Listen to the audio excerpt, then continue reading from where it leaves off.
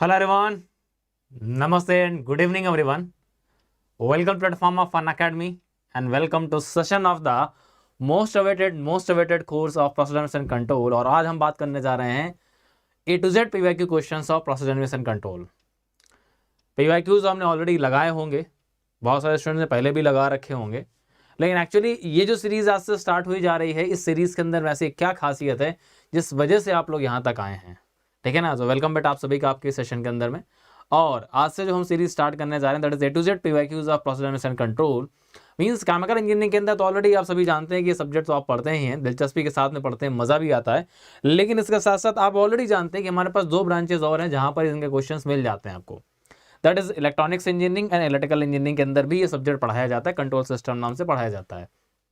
लेकिन वहाँ के क्वेश्चंस ऑलरेडी आपने बाई चांस कभी टैकल किए होंगे, लाप्लास के क्वेश्चंस ऑलरेडी आप मैथ में करते रहते हैं या फिर वहाँ से भी कर लेते हैं, या फिर जो भी आपके प्रोसेस जनरेशन कंट्रोल के क्वेश्चंस है वो आप वहाँ से करते रहते होंगे, ये मैं उम्मीद करता हूँ। नहीं करते रहते हैं तो भी कोई दिक्कत नहीं है।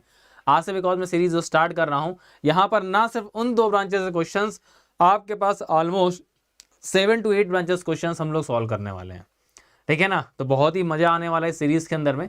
इसलिए सबसे पहला काम आपको ये करना है कि अगर इस सीरीज़ का लिंक आपने शेयर ना किया हो तो पहले सबसे पहला काम आपका ये है कि सीरीज़ का लिंक जितना भी हो सकता है शेयर कर दीजिए, लोगों को बताइए, बिकॉज आप लोगों के डिमांड पर प्रोसेस जनरेशन कंट्रोल को कुछ तो लेकर के आइएगा। तो मैंने जैसा कि आप लोगों को बताया था कि आप लोगों के लिए मैं कुछ तो लेकर के आऊँगा, ठीक है। सरप्राइज़ था, प्लानिंग चल रही थी और प्लानिंग कुछ और थी, लेकिन एक्चुअली मैंने बोला चलो ठीक है, ज़्यादा डिले हो जाएगा, लेट हो जाएगा, इसलिए अभी स्टार्ट करते हैं। इसलिए मैंने आपका सीरीज़ जो है ना वो आज से स्टार्ट कर दी। एक्चुअली प्लान था 9 दिसंबर से, लेकिन अनफॉर्चुनेटली मेरा प्लस का कोर्स उस टाइम पर ख़त्म नहीं हो पा रहा था, सेशन क्लास कर रहा था, इस वजह से जो है ना प्रॉपर्ली मैंने आपका आज से प्लान किया है, ठीक है। और ये सीरीज़ आपको डेली मिलने वाली है और ट्राई यही करेंगे आप लोग, यहाँ से जो भी क्वेश्चंस आपको मिलने वाले हैं, ठीक है ना, उनको मैक्सिमम से मैक्सिमम आप यूटिलाइज करिए। सो अब ये सीरीज़ जो आपकी आज से स्टार्ट हो रही है, आपको इसको यूटिलाइज कैसे करना है, तो इसके लिए आपको क्या करने की नीड रहेगी, बिकॉज यहाँ पर जो स्टूडेंट्स होंगे वो ऐसे स्टूडेंट्स होंगे जो ऑलरेडी पीडीसी पढ़ चुके हैं। ऑब्वियसली अगर आप क्वेश्चन करने आए हैं तो पीडीसी पढ़ के आए होंगे, तो ऐसे स्टूडेंट्स होंगे जो ऑलरेडी प्रोसेस जनरेशन कंट्रोल पढ़ चुके हैं।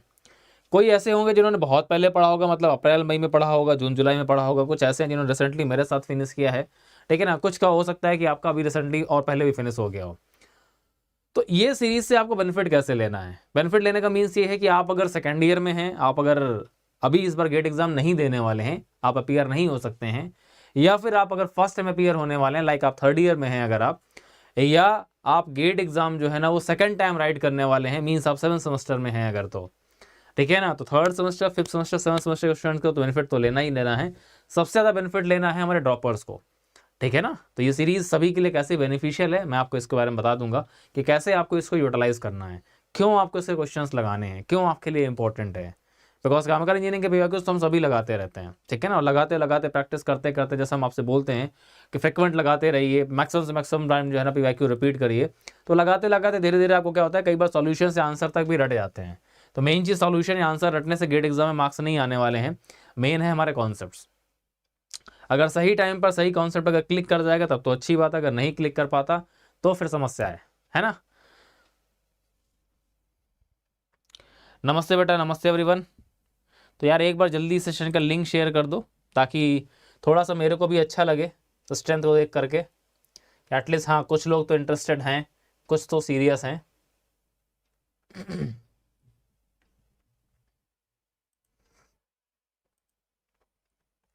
बिकॉज जैसा प्रॉमिस किया गया था उस प्रॉमिस के हिसाब से यार मैंने लेक्चर आपका स्टार्ट किया है, तो स्ट्रेंथ यार थोड़ी सी मेंटेन करके रखनी पड़ेगी। बिकॉज मैं मानता हूँ आपका सेल्फ स्टडी का टाइम है, ठीक है ना, यहाँ वहाँ टाइम देने की बजाय आप सेल्फ स्टडी पर फोकस कर रहे हैं, अच्छी बात है, करना भी चाहिए। लेकिन अगर आप सेल्फ स्टडी करके भी अपने आप कंसंट्रेट नहीं कर पा रहे हैं, ठीक है ना, बिकॉज इस टाइम पर मन बहुत विचलित होता है, तो मन को अगर आप क्या कर पा रहे हैं, एकाग्र नहीं कर पा रहे हैं, ठीक है, कंसंट्रेट अगर नहीं कर पा रहे हैं, फोकस नहीं कर पा रहे हैं, तो फिर आपको फोकस करने के लिए यही तरीके अपनाने होंगे। एटलीस्ट कम से कम मेरे साथ बैठ करके जितना भी टाइम आपका स्पेंड करेंगे तो उससे कुछ ना कुछ तो सीख करके जाएंगे, कुछ ना कुछ तो रिकॉल करके जाएंगे, ठीक है ना। चलिए स्टार्ट करते हैं अच्छा क्लास को, बाकी बातें क्लास में करते हैं, ठीक है। देखो एक चीज़ आपको ये ध्यान रखनी है हमारे पास में कि ये सीरीज़ जो हम लोग आज से स्टार्ट कर रहे हैं, तो सीरीज़ से बेनिफिट आपको एक्चुअली लेना कैसे है, ठीक है, तो वो मैं आपको बताऊंगा, ज़रा उसको ज़रा एक बार ध्यान से सुन लीजिएगा कि एक्चुअली हमें क्या करना है, कैसे चीज़ों को यूटिलाइज करना है। देखो हमारी इस क्लास के अंदर में अगर आप, ठीक है, अगर आप थर्ड सेमेस्टर का स्टूडेंट हैं, मैं क्यों बता रहा हूँ इसको ध्यान से सुन लीजिएगा, रीज़न क्या है कि आपका इंटरेस्ट जो है ना थोड़ा सा इस टाइम पढ़ाई में कम लग रहा है, सेमेस्टर्स भी आपका स्टार्ट होने वाले हैं, आप थर्ड सेमेस्टर के स्टूडेंट्स हो सकते हैं, आप फिफ्थ सेमेस्टर के स्टूडेंट हो सकते हैं, आप सेवन्थ सेम के स्टूडेंट हो सकते हैं, या फिर आप ड्रॉपर हो सकते हैं जो आप इसी साल पास आउट हुए हैं, ठीक है ना। तो एक्चुअली जिन्होंने सेकंड थर्ड सेमेस्टर फिफ्थ या सेवन्थ सेमेस्टर वाले हैं तो ऑलरेडी थर्ड वाले अभी अपियर होने वाले नहीं गेट एग्जाम में, फिफ्थ वाले फर्स्ट टाइम अपियर होंगे, सेवन्थ वाले एक बार हो चुके होंगे अपियर, ठीक है ना, तो उनका सेकंड अटैम्प्ट होगा, लेकिन ड्रॉपर्स में भी हो सकता है उनका थर्ड अटैम्प्ट हो, ठीक है। तो आप लोग अगर इतनी बार गेट एग्जाम में अपियर हो चुके हैं तो यहाँ पर अल्टीमेटली एक चीज़ आपको समझनी होगी कि मैं जैसे कि बाकी सब्जेक्ट्स के अंदर भी आपको बताता रहता हूँ, लाइक एफएम में, हीट में, एम और सीटी में भी, यहाँ पर आपको एक चीज़ ये समझनी होगी कि हमारे पास में कॉन्सेप्ट्स रिपीट होते हैं, उन कॉन्सेप्ट्स को आपको समझना होगा। मैंने अभी आपसे बोला था कि आपके पास में जो भी चीज़ आप पढ़ते हैं तो उन पर्टिकुलरली आंसर्स या सॉल्यूशंस को रटने से कुछ नहीं होगा। आपके पास में कॉन्सेप्ट्स आपके अगर स्ट्रांग हैं, आपने बार बार क्वेश्चंस को अगर अटेम्प्ट किया है, आप क्वेश्चन में समझ जाते हैं, लैंग्वेज अगर आप उसकी समझ जाते हैं, तो मीन्स आप आधे से ज़्यादा क्वेश्चन सॉल्व कर लेते हैं। गेट एग्जाम का सबसे मेन पार्ट होता है उसकी लैंग्वेज, ये ध्यान रखिएगा। तो लैंग्वेज अगर आप पकड़ ले जाते हैं तो आप क्वेश्चन का एग्जैक्ट आंसर निकाल पाएंगे, अगर आप लैंग्वेज उसकी नहीं पकड़ पाए तो आंसर आता हुआ गलत करके आएंगे आप, ठीक है। तो अगर आप थर्ड सेम में हैं, अगर आपने पीडीसी पढ़ रखी है तो बहुत अच्छी बात है, ठीक है। तो आपके पास में सबसे पहला काम आपको ये करना है कि अगर आप मेरे साथ यहाँ पर मूव कर रहे हैं तो मैंने आपसे प्रॉमिस किया था कि मैं यहाँ पर सारी बेंच क्वेश्चंस कराऊंगा। तो अगर आपने अभी तक पीवाईक्यूज नहीं किए थे, ठीक है, कर रखे हैं तो बहुत अच्छी बात है, केमिकल इंजीनियरिंग के नहीं किए थे तो आपको सबका सब जो है ना यहाँ पर क्या करना है, आप पहली चीज़ ये करिए कि आप अपना आईपीसी जो भी आपने पढ़ रखा है उसका पहले आप अच्छे से रिविजन मारिए, उसके बाद इस क्लास के अंदर पीवाईक्यू करना है आपको, ठीक है ना। तो अभी आज तो आपका फर्स्ट क्लास है, लेकिन मैं आपको तरीका बता दे रहा हूँ कि इस क्लास को कैसे आप यूटिलाइज करें। बिकॉज आप 2 दिन आएंगे, तीसरे दिन आपका डिमोटिवेशन आप आ जाएगा कि यार मेरे से क्वेश्चन नहीं निकलते, मैं जाके क्या करूँगा। नहीं निकलेंगे, 100% नहीं निकलेंगे। रीजन मेरे को पता है, क्योंकि आप रिवाइज करके नहीं आए हो। तो जब तक चीज़ों को आप रिकॉल नहीं करोगे, जब तक आपको फॉर्मूला पता नहीं होगा, कॉन्सेप्ट्स आपको याद नहीं होगा, तो कैसे आप क्वेश्चन निकाल लोगे। तो मेन चीज़ आप सभी के लिए है कि आप अगर क्लास के अंदर आ रहे हैं तो पहले अपने कॉन्सेप्ट्स को रिकॉल करिए, ठीक है ना। मैं तो कराता रहूँगा, क्वेश्चन में जब कराऊंगा तो ऑलरेडी आपको बताऊंगा, लेकिन एटलीस्ट आपको पता तो हो, ताकि आप पहले खुद से अटेम्प्ट करें। मेरे भरोसे ना बैठे कि हाँ सर अभी सॉल्यूशन देंगे तब मैं करूँगा, नहीं, पहले आपको अटेम्प्ट करना है, देन मैं तो आपको बताऊंगा ही कैसे आपको क्वेश्चन सॉल्व करना है, ठीक है। तो थर्ड सेमेस्टर वाले जितने भी लोग हैं, आपको इस सीरीज़ का मैक्सिमम यूटिलाइज ये करना है कि आप इन फ्यूचर के लिए अपने नोट्स को रेडी करिए कि एक्चुअली हाँ आप जब गेट एग्जाम लिखने जाएंगे तो वहाँ पर आपको गेट में ऐसे क्वेश्चंस मिलते हैं। बिकॉज यहाँ पर ना सिर्फ केमिकल, मैं 7 to 8 टोटल ब्रांचेस की बात करने वाला हूँ। अगर आप फिफ्थ सेमेस्टर में तो भी आपके लिए भी ये गेट एग्जाम फर्स्ट टाइम है। अगर आप आईपीसी के पीवाईक्यूज कर चुके हैं तो आप लोगों के लिए चैलेंज ये है, ठीक है, कि आप जो क्वेश्चंस आपके सामने आ रहे हैं तो उनको आप कैसे फेस कर रहे हैं, आप उनको समझ पा रहे हैं कि नहीं समझ पा रहे हैं, ठीक है। तो आप लोग जस्ट एक नए हैं अभी, बिकॉज आपने गेट एग्जाम अभी तक दिया नहीं है, आप फर्स्ट टाइम लिखने वाले हैं, तो आपको यहाँ पर चैलेंजेस को फेस करना है, उनको समझना है। अब आते हैं हमारे पास 7 सेमेस्टर वालों पर, बिकॉज ये ऑलरेडी गेट एग्जाम दे चुके हैं। ये 2 जनरेशन ऐसी है जो गेट एग्जाम ऑलरेडी दे चुकी हैं। इनको अपने फेलियर से कुछ सीखना होगा कि एक्चुअली आपसे गलतियां हुई क्या थी। अगर आपने अभी तक सीख लिया है तो बहुत अच्छी बात है, इस बार आपका रिजल्ट अच्छा आना चाहिए। तो आप लोगों के लिए क्या है, ये जो क्वेश्चंस आने वाले हैं आपके सामने बाकी ब्रांचेस के, आपको एज ए चैलेंज लेना है। क्यों? क्योंकि ऑलरेडी आप गेट एग्जाम दे चुके हैं और वहां पर आप फेस कर चुके हैं एक बार हार का। ठीक है, तो हार को आप फेस कर चुके हैं, तो अभी आपको उस हार को जीत में चेंज करने के लिए आपको हर चैलेंज को एक्सेप्ट करना पड़ेगा। तो जो भी क्वेश्चन आपके सामने आएगा, आपको यही ट्राई करना है कि उस क्वेश्चन का आंसर राइट निकालिए। जल्दी की बात नहीं कर रहा हूं मैं, आपको आंसर उसका सही निकालना है। टाइम बाउंडेशन आपके पास अभी मैं यहाँ पर नहीं दे रहा हूँ कोई भी, ठीक है ना। सही निकालना है, सही निकालने पर आपको मार्क्स मिलेंगे। तो उसका आंसर आपको एक्यूरेट निकालना, सही निकालने का ट्राई करिए। तो ये आप 7th और ड्रॉपर्स जितने भी स्टूडेंट्स हैं, आपके लोग के लिए क्वेश्चन आने वाले क्वेश्चन चैलेंज है कि इनका आंसर कैसे आप सही निकालें। गेट आपके साथ क्या खेल खेलता है ऑलरेडी आप जानते हैं। ये दो जो हैं ये फर्स्ट टाइम देने वाले होंगे, इनको नहीं पता है कि क्या होता है, ठीक है। लेकिन आप लोग ऑलरेडी फेस कर चुके हो कि उस 3 घंटे के दौरान क्या होता है। आप उस माइंडसेट के साथ में मूव करिए, बिकॉज आपको इस बार जो है ना चैलेंज एक्सेप्ट करना है, आपको इस बार अपनी रैंक इंप्रूव करनी है। अगर आप लास्ट टाइम फेलियर थे तो इस बार आपको सक्सेसर बनना है, ठीक है ना। आप लोगों के लिए चैलेंज है, राइट। बेटा डेली जो टाइम रहेगा ना, ठीक है, इस लेक्चर का जो टाइम रहेगा डेली वो सेम टाइम ही रहेगा। इवनिंग का नाइट आपका यही टाइम रहने वाला है, 9 PM में मुलाकात करेंगे, ठीक है। और इसी टाइम पर हम लोग डेली जो है ना इस सीरीज को कंटिन्यू करेंगे, ठीक है। चलिए जी, सो स्टार्ट करते हैं। देखो एक चीज ध्यान रखिएगा कि अभी जो मैं ये सीरीज आपकी लेके चल रहा हूँ, बिकॉज काफी सारे आप लोग बाद में क्वेश्चंस पूछेंगे, अभी मैं सीरीज जो लेकर के चल रहा हूँ, अभी मैं सीरीज से ईयर वाइज लेके चलूंगा, ठीक है ना। अभी ये सीरीज में ईयर वाइज लेके चलूंगा, मतलब 23 से स्टार्ट करेंगे, डिसेंडिंग ऑर्डर में जाने वाले 23 से स्टार्ट करके हम लोग जो है ना एंड बैक ईयर्स में हम लोग जाएंगे, और वहां पर जितने भी ब्रांचेस क्वेश्चंस हमारे पास में हैं, सारे ब्रांचेस क्वेश्चंस हम लोग सॉल्व करेंगे। तो अभी हम ईयर वाइज सॉल्व करेंगे, मतलब 23 में आए हुए सारे क्वेश्चंस हम सॉल्व करेंगे, ठीक है ना। नेक्स्ट टाइम आपको जब ये सीरीज मिलेगी, ठीक है, स्पेशल जगह पर, तो वो आपकी सीरीज जब हो जाएगी तो यही सीरीज आपको टॉपिक वाइज में दे दूंगा, बिकॉज अभी टॉपिक वाइज देने का टाइम नहीं है, और टॉपिक वाइज अगर मैं लेके चलूंगा तो टाइम ज़्यादा जाएगा, ठीक है। तो हमारे पास में क्या है, अभी मैं ईयर वाइज लेके चल रहा हूँ, हम ईयर वाइज क्वेश्चंस को सॉल्व करेंगे। इससे बेनिफिट आपको क्या मिलेगा, बिकॉज अभी आपका रिवीजन का टाइम है, ठीक है ना। तो हमारे पास में क्या है, क्वेश्चंस आपको रैंडम क्लिक करने हैं। आप फुल एंड टेस्ट सभी देने जाएंगे, वहां पर क्वेश्चंस आपको रैंडम मिलेंगे IPC से। ऐसा नहीं पहले इस टॉपिक का क्वेश्चन मिलेगा फिर दूसरे टॉपिक का मिलेगा। इसलिए हम लोग क्या कर रहे हैं, यहाँ पर टॉपिक वाइज नहीं लेकर के ईयर वाइज ले रहे हैं, ताकि रैंडम क्वेश्चन आपके सामने आए, ताकि आपका अच्छे से रिवीजन भी होता रहे, आपको चैलेंज भी अच्छे से मिलता रहे, ठीक है। नेक्स्ट टाइम जब ये सीरीज लेकर के आऊँगा तो इतना लेट नहीं होगी आपकी, ये सीरीज में बहुत पहले लेकर के आऊँगा। वहाँ पर मैं आपको क्वेश्चंस, ये सारे जितने भी क्वेश्चंस होंगे मैं टॉपिक वाइज प्रोवाइड करूँगा। मीन्स हम स्टार्ट करेंगे अपने लाप्लास से, देन हम लोग first order, then second order dynamics की बात करेंगे, देन हम लोग कंट्रोल सिस्टम की बात करेंगे, देन स्टेबिलिटी की बात करेंगे, ठीक है ना। इस तरह से मैं आपको क्वेश्चंस दूंगा, लेकिन इस बार अभी मैं जो आपको दे रहा हूँ वो टॉपिक वाइज दे करके मैं ईयर वाइज दे रहा हूँ, ठीक है। चलिए जी, सो स्टार्ट करते हैं अपनी बातचीत को, है ना। देखिए जी, तो हम लोग आज जो क्वेश्चंस करेंगे, ध्यान रखिएगा इन क्वेश्चंस को करने के लिए बहुत केयरफुल रहिएगा। क्यों? क्योंकि रिसेंट ईयर से हम स्टार्ट कर रहे हैं, और ऑलरेडी आप सभी जानते हैं कि हमारे पास में डे बाय डे लेवल जो है ना गेट एग्जाम के अंदर क्वेश्चंस का अपग्रेड होता जा रहा है। तो आप क्वेश्चंस जब करिए तो बहुत केयरफुल रहिएगा, ठीक है ना।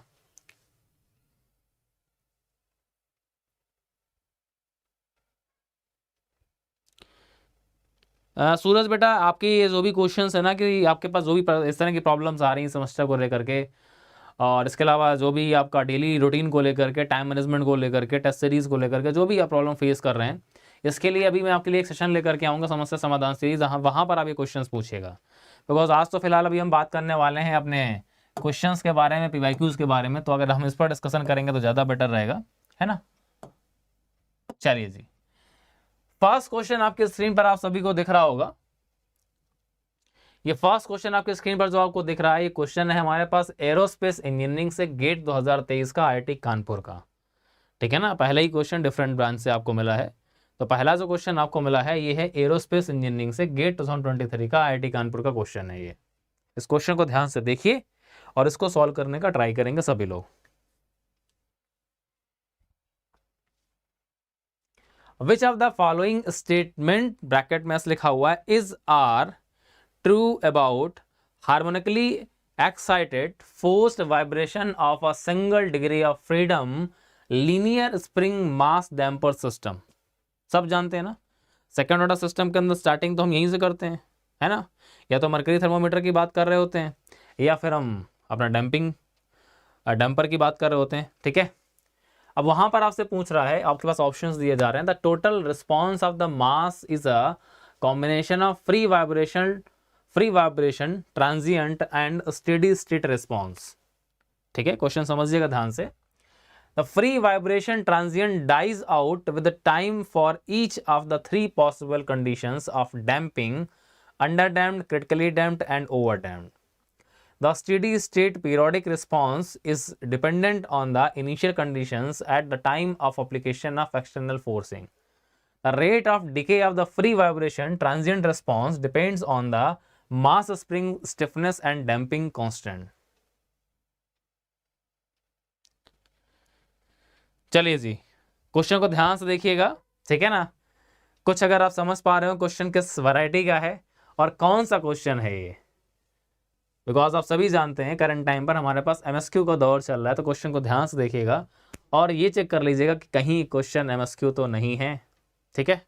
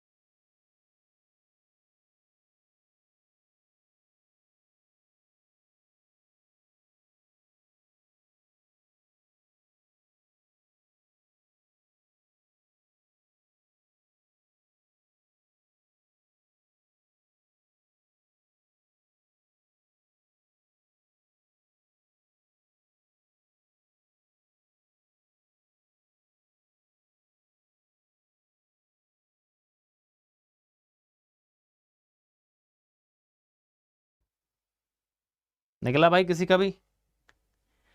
बी और डी में भी मैक्सिमम लोगों ने बी और डी को चूज किया है।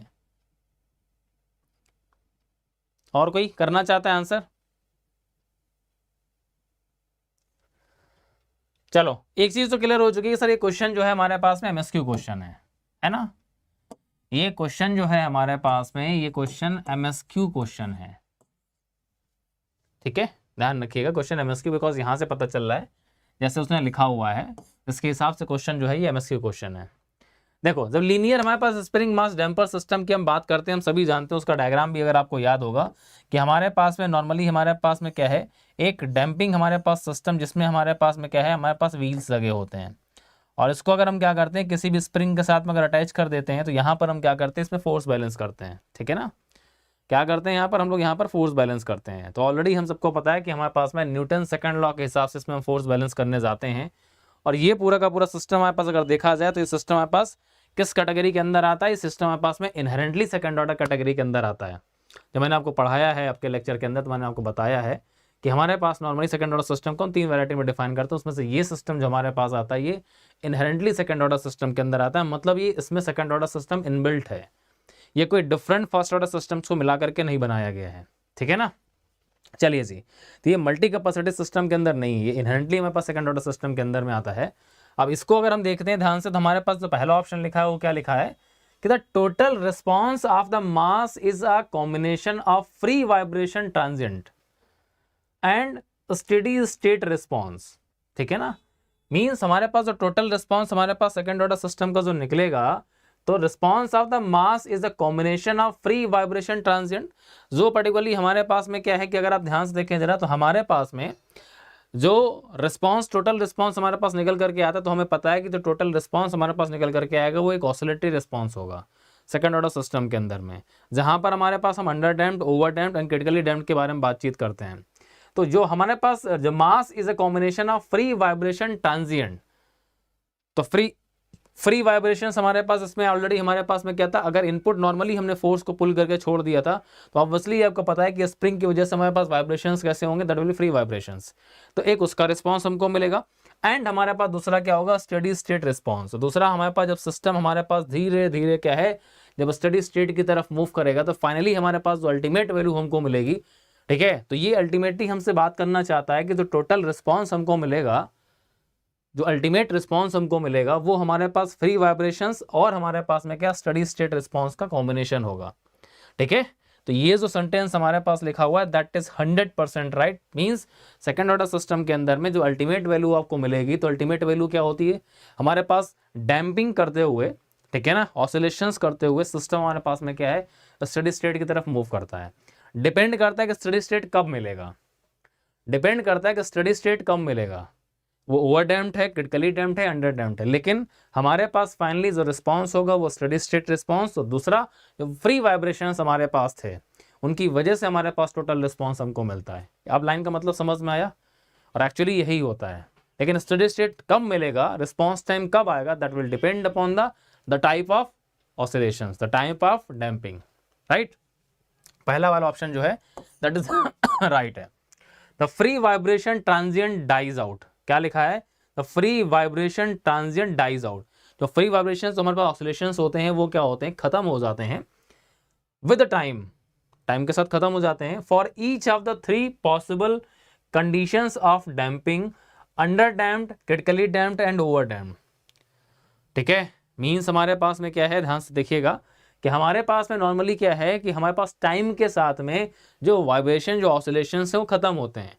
तीनों केस में हमारे पास होते हैं, किसी में हमारे पास इनफाइनाइट टाइम में खत्म होते हैं, किसी में हमारे पास में क्या है, एक रिस्पांस टाइम में खत्म हो जाते हैं। लेकिन अल्टीमेटली क्या है कि टाइम के साथ में हमारे पास वाइब्रेशंस क्या है, हम मानते हैं कि एंड होते हैं ऑब्वियसली, चाहे वो हमारे पास में क्या है, क्रिटिकली डैम्प्ड हो, चाहे वो ओवर डैम्प्ड हो, चाहे वो अंडर डैम्प्ड हो। हर सिस्टम के अंदर हमारे पास में रिस्पांस हमारा क्या है, वो टाइम के साथ में क्या है, वो स्टेबल होता है सिस्टम। ये ऑलरेडी हम जानते हैं, बिकॉज हम सभी जानते हैं सेकंड ऑर्डर सिस्टम के अंदर भी अगर आप फाइनल वैल्यू थ्योरम निकाल करके चेक करना चाहते हैं तो हमारे पास में क्या है, सिस्टम कैसा आएगा वो हम कैलकुलेट कर सकते हैं। ठीक है ना, तो बी ऑप्शन भी हमारे पास राइट है। सी लिखा है the steady state periodic response is dependent on the initial conditions. ध्यान से देखो जरा क्या लिखा है, the steady state periodic response, हमारे पास में जो ऑसिलेशंस हमको मिलते हैं वो ये बोलना चाहता है कि वो डिपेंड करते हैं initial conditions at the time of application of external forcing. जो आप एक्सटर्नल फोर्सिंग लगाते हैं एक्चुअली उसकी वजह से हमारे पास में क्या है, वो ऑसिलेटरी रिस्पांस हमको मिलता है। क्या मिलता है हमें, ऑसिलेटरी रिस्पांस मिलता है, मतलब इनिशियल कंडीशंस पर डिपेंड करता है। तो ऑलरेडी हम लोगों ने जब इस सिस्टम को स्टडी किया था तो सिस्टम को स्टडी करने के दौरान हमने देखा था कि हमारे पास में आपका अगर साइनोसॉइडल इनपुट नहीं भी है तो भी हमारे पास रिस्पांस, मतलब स्टेप इनपुट के लिए भी रिस्पांस हमारा कैसा था, स्टेप इनपुट के लिए भी रिस्पांस ऑसिलेटरी था। ठीक है ना, तो जरूरी नहीं है कि हमारे पास में जो हमारा इनपुट है वो ऑसिलेटरी हो। स्टेप इनपुट के लिए भी सेकंड ऑर्डर सिस्टम के अंदर जो रिस्पांस हमारा है वो ऑसिलेटरी निकल करके आता है, ये ऑलरेडी हम जानते हैं। मींस सी वाला सेंटेंस जो लिखा हुआ है गलत लिखा हुआ है। अब आते हैं डी वाले पार्ट की तरफ। The rate of decay of the free vibration transient response depends on the mass spring stiffness and damping constant. Already हम सबको पता है कि जितना हमारे पास में क्या है, damping constant, mass spring stiffness, means spring का हमारे पास स्टिफनेस कितना है, फ्लेक्सिबिलिटी कितनी है, और दूसरा हमारे पास डैम्पिंग कोएफिशिएंट, मतलब जो ऑसिलेशंस हो रहे हैं तो उसको कितना रेजिस्टेंस हमारा सिस्टम प्रोवाइड कर सकता है। ठीक है ना, तो उस पर हमारे पास में क्या है, जो फाइनली हमारा जो ऑसिलेशंस होते हैं, जो रिस्पांस हमारा होता है वो डिपेंड करता है। 100% राइट है। ठीक है ना, डैम्पिंग कोएफिशिएंट हमारे पास जितना लार्ज होगा उतना ही ऑसिलेशंस कम होंगे, डैम्पिंग कोएफिशिएंट जितना कम होगा उतना ही वाइब्रेशंस ऑसिलेशंस ज्यादा होंगे। ठीक है ना, उतना ही रिस्पांस हमारा क्या होगा, ऑसिलेटरी होता जाएगा, रिस्पांस टाइम उतना ही हमारा क्या है और डिले आएगा, है ना। तो ये 100% तरीके से हम जानते हैं। चलो जी, सो डी हमारे पास में क्या है, D part is also the right answer. ये चीज बेटा क्लियर हो गई, जय हिंद बेटा, जय हिंद। तो यहाँ पर 3 ऑप्शंस आपके राइट हैं, that is A part, B part and D part. ठीक है, ये क्वेश्चन एमएसक्यू क्वेश्चन था, और क्वेश्चन कहां से पूछा गया, किस टॉपिक से पूछा गया, कैसे घुस के पूछा गया, ये सोचो जरा। अगर ये क्वेश्चन आपके गेट एग्जाम में अगर आएगा तो आपका लेके कुछ नहीं जाएगा, लेकिन अल्टीमेटली आपका अगर इसका आंसर सही निकाल देते हैं तो आपको अल्टीमेटली आपको मार्क्स देख के जाएगा। ये 1 मार्क क्वेश्चन पूछा गया था एरोस्पेस इंजीनियरिंग में, इस साल का क्वेश्चन है ये। ठीक है, क्वेश्चन क्लियर हो गया सभी को? चलिए जी नेक्स्ट क्वेश्चन की तरफ मूव करते हैं। नाउ इस क्वेश्चन का आंसर जो है ना, देखते हैं कितनी जल्दी आप दे पाते हो। मैं इसीलिए बोला ना स्टार्टिंग में आपसे कि आपको रिवीजन मस्ट है, रिवीजन बहुत मस्ट रहेगा। बायोटेक्नोलॉजी का क्वेश्चन है, ये इसी साल का क्वेश्चन है, आईआईटी कानपुर का 2023 का। ये क्वेश्चन आया था बीटी में, बायोटेक्नोलॉजी में पूछा गया था क्वेश्चन। ठीक है, a proportional controller is used to control the temperature of an autoclave from 62 centigrade to 133 centigrade if the proportional band setting of the controller is 25%। जो प्रोपोर्शनल बैंड की सेटिंग की गई है ऑलरेडी आप पढ़ते हैं, जो प्रोपोर्शनल कंट्रोलर आपको पढ़ाया गया था वहाँ प्रोपोर्शनल बैंड आपको पढ़ाया जाता है, प्रोपोर्शनल बैंड एक्चुअली क्या होता है। ठीक है ना, तो द प्रोपोर्शनल बैंड सेटिंग जो है वो बोल रहा है कंट्रोलर की 25% पर है। उस केस में जानना चाहता है कि द प्रोपोर्शनल गेन वैल्यू जो है कंट्रोलर की कितनी होगी, और इसका आंसर आपको इंटीजर में निकालना था। क्वेश्चन एनईटी क्वेश्चन है, 1 मार्क क्वेश्चन है ये। देखते हैं कितने लोग इसका आंसर निकाल सकते हैं।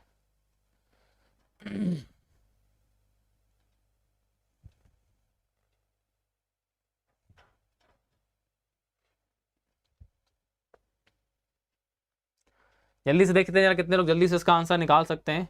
एक छोटा सा रिलेशनशिप अगर आपको पता है तो इसका आंसर आ जाएगा। Proportional controller is used to control the temperature of an autoclave. Temperature range हमको दे रहा है, टेम्परेचर की रेंज वो हमको दे रहा है। प्रोपोर्शनल बैंड का जो डेफिनेशन आप सभी लोग पढ़ते हैं, क्या पढ़ते हैं?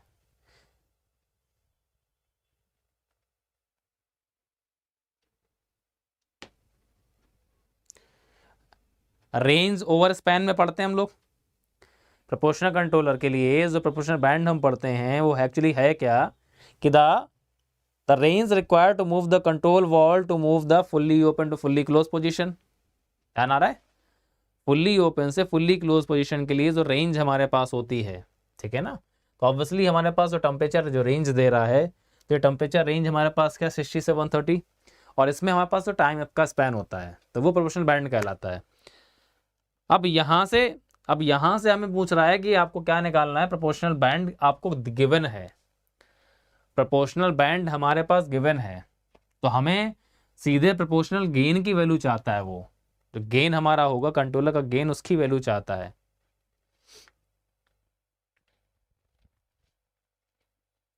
सोचो क्या कर सकते हो।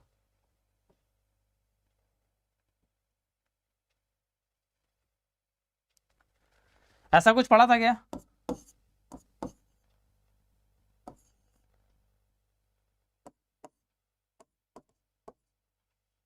याद करो जरा जल्दी से, ऐसा कुछ पढ़ा था तुमने? प्रोपोर्शनल कंट्रोलर के अंदर प्रोपोर्शनल बैंड जो है वो गेन का, कंट्रोलर गेन का रेसिप्रोकल होता है, इनवर्सली प्रोपोर्शनल होता है। याद आ रहा है? ऐसा कुछ पढ़ा था तुमने? कितना आसान क्वेश्चन है, सोचिए। आपको पेन भी नहीं चलाना है, पेन भी नहीं चलाना आपको, सब पढ़ के बैठे हो आप। प्रोपोर्शनल बैंड तुमको दे रहा है 25% बोल रहा है, 100 में से 25वां हमारे पास क्या है, 25% बोल रहा है। अगर प्रोपोर्शनल बैंड तुम्हारे पास बोल रहा है 25% है, कितना आ गया? Proportional to 1/kc। कितनी आ रही है वैल्यू? कंट्रोलर गेन की वैल्यू हमारे पास सीधे हमें दिख रही है, कंट्रोलर गेन की वैल्यू हमारे पास that will be becomes 4, because proportional band हमारे पास में कंट्रोलर गेन के इनवर्सली प्रोपोर्शनल होता है। ठीक है ना, ये ऑलरेडी आप सभी जानते हैं। प्रोपोर्शनल कंट्रोलर के लिए डायरेक्ट रिलेशनशिप आपको पता है। तो प्रोपोर्शनल बैंड अगर आपको गिवन है 25% है, अगर 25% का मीनिंग क्या होगा, 25/100। ठीक है ना, और प्रोपोर्शनल टू 1/kc। तो kc आपसे चाहता है, kc की वैल्यू में साफ साफ दिख रही है, kc की वैल्यू कितनी आ रही है, दैट बिकम्स 4। है आसान सा question, 4 is the right answer for this question. कुछ नहीं करना आपको, कोई भी आपको कह रहे हैं आपको रेंज लिखने की जरूरत नहीं, कोई टाइम स्पैन की जरूरत नहीं। प्रोपोर्शनल बैंड से आप रेंज निकालें, टाइम स्पैन निकालें, फिर kc वैल्यू निकालें, को मतलब ही नहीं है। सीधे हमें पता है प्रोपोर्शनल बैंड कंट्रोलर गेन के इनवर्सली प्रोपोर्शनल होता है, वहां से सीधे रिलेशनशिप से हमारे पास आंसर आएगा। ठीक है ना, कितना ईजी क्वेश्चन है ये, 1 मार्क में क्वेश्चन आया था हमारे पास में। समझ रहे हो ना कैसे क्वेश्चन, मतलब एक्चुअली गेट एग्जाम के अंदर क्वेश्चन होता आसान है, लेकिन हमारे पास में क्या है कि क्वेश्चन देख करके जो एक डर होता है, एक सब्जेक्ट का डर होता है, इस वजह से क्वेश्चन जो है ना वो निकालना थोड़ा सा टफ लगता है। चलिए अगला क्वेश्चन आपके स्क्रीन पर जो दिख रहा है वो क्वेश्चन इलेक्ट्रॉनिक्स इंजीनियरिंग से है, ठीक है ना। इनके क्वेश्चंस आप लोग जनरली लगाते नहीं, आप लोग को ऐसा लगता है कि यार ये अपने लेवल के नहीं है या फिर हमारे सिलेबस के नहीं। ऑब्वियसली कुछ क्वेश्चन हमारे सिलेबस के नहीं होते, लेकिन कुछ क्वेश्चन बहुत अच्छे मिलते हैं आपको। जैसे मैं एफएम को आपको बाकी ब्रांच क्वेश्चंस कराता हूँ तो वहाँ पर आपको मजा आता है, फील आती है। हीट में आपको क्वेश्चंस कराता हूँ बाकी ब्रांच के अंदर, वही सेम चीज़ यहाँ पर है।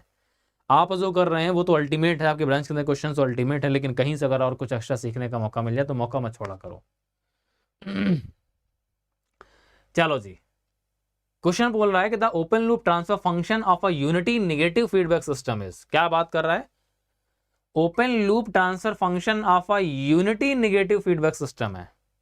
नेगेटिव फीडबैक सिस्टम है, अभी रिसेंटली पढ़ाया था मैंने, ठीक है। Unity negative feedback system is given है, ट्रांसफर फंक्शन ओपन लूप का गिवन है हमारे पास। देखो ध्यान से जरा, वेयर के T1 and T2 are positive constants हैं, the phase cross over frequency in radian per second. Phase cross over frequency जानना चाहता है कितनी होने वाली है। फेज क्रॉस ओवर फ्रीक्वेंसी निकालने के लिए क्या करना होता है, एक बार रिमाइंड करो जल्दी से, एक बार जल्दी से रिमाइंड करो, फेज क्रॉस ओवर फ्रीक्वेंसी निकालने के लिए क्या करते हो।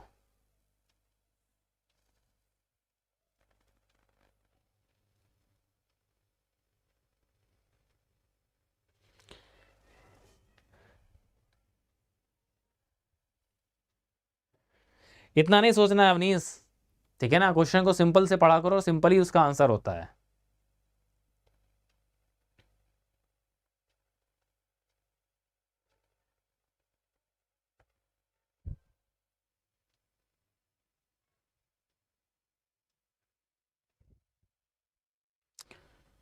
चलो निकालो जल्दी से जरा। फेज क्रॉस ओवर फ्रीक्वेंसी निकालने के लिए क्या चाहिए, ट्रांसफर फंक्शन हमारे पास गिवन है, एक बार याद करके देखो हमें क्या करना होता है।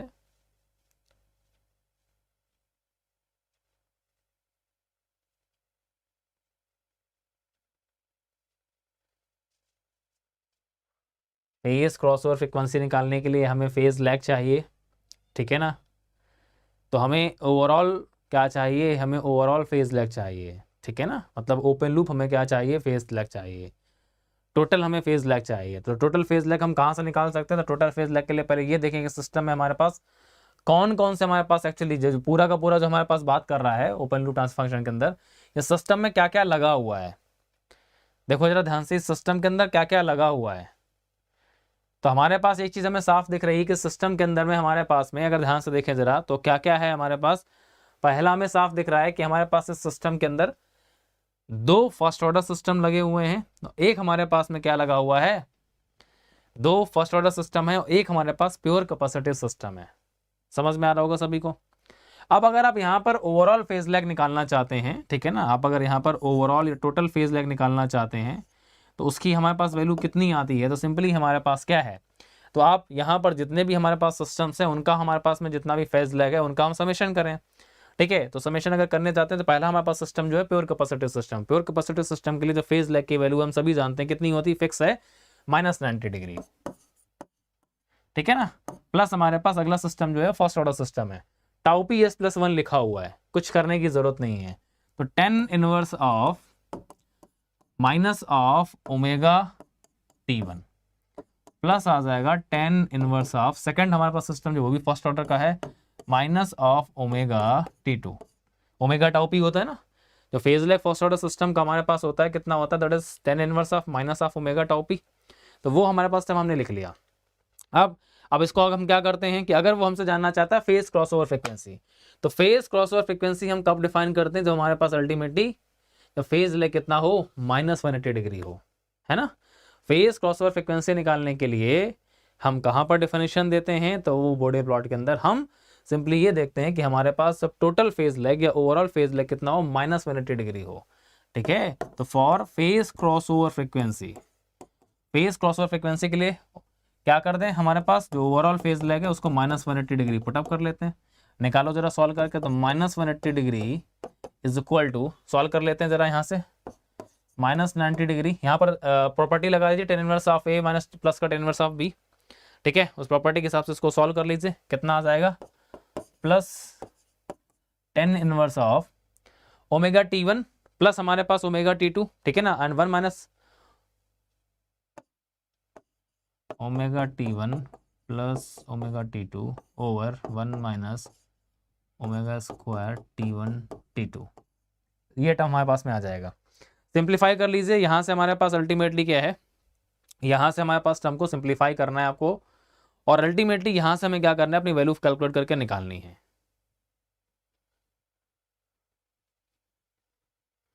ये ध्यान रखिएगा, जो ओमेगा आप यहाँ पर लिख रहे हैं फेज क्रॉसओवर फ्रीक्वेंसी है, ठीक है। चलो निकालो जरा जल्दी से, देखते हैं कितने लोग सॉल्व कर पाते हैं। सॉल्व करो जल्दी से, इतना हिंट मैंने आपको दे दिया। फेज क्रॉसओवर फ्रीक्वेंसी ओमेगा ही चाहता है, ओमेगा की वैल्यू यहाँ से कैलकुलेट करके निकालो कितनी आ रही है। 180 माइनस 180 माइनस 90, तो यहाँ से अगर हमने माइनस कॉमन लिया तो ये टर्म मेरे पास प्लस बन जाएगा, ठीक है ना। तो ये 180 माइनस 90 आ जाएगा, कितना बचेगा 90 डिग्री, तो ये आ जाएगा 90 degree is equal to 10 inverse of T1 T2 upon